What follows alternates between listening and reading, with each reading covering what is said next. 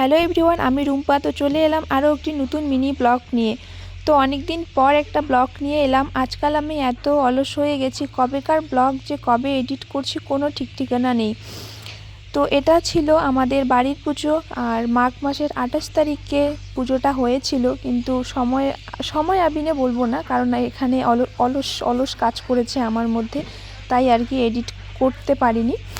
তো সেদিন মনটা ভীষণভাবে খারাপ ছিল, কারণ আমরা তার 1 বছর আগে পুজো করেছিলাম, আর 1 বছর হয়ে গেলে ওই যে মাঘ মাসের 28 তারিখে পুজো দিতে হতো, কিন্তু আমাদের ঠাকুরগুলো অঙ্গভঙ্গ হয়ে গেছে, তাই আর কি ঠাকুর যদি অঙ্গভঙ্গ হয়ে যায় তো পুজো করতে নাকি নেই, তাই আর কি বিসর্জন দিতে হচ্ছে। আর সেজন্য ভীষণভাবে মনটা খারাপ আমার। তো আমার বলবো না, বাড়ির সবারই মন খারাপ ছিল। তো এখন রাঙাতে নিয়ে যাচ্ছে, আর জানি না আবার কবে এরকম করে প্রতিমা গড়ে একদম পুজো করতে পারবো, সত্যি জানি না।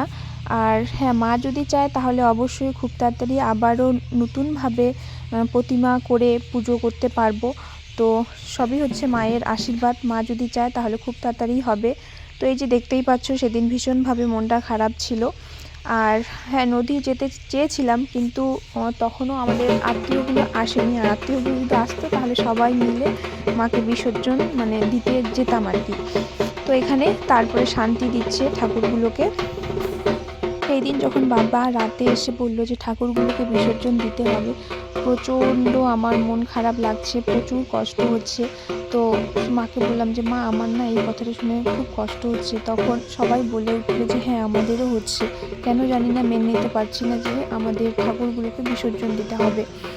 তো মাকে আমি বলছি যে মা, এরকম করেই পুজো করব।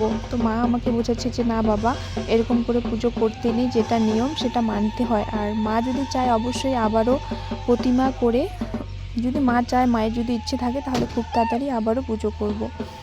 তো যাই হোক, এই ছিল ব্লগ। তো তোমাদের যদি ভালো লেগে থাকে তাহলে লাইক, কমেন্ট, শেয়ার আর চ্যানেলটাকে সাবস্ক্রাইব করে দিও। টাটা, বাই বাই, দেখা হচ্ছে নেক্সট ব্লগে।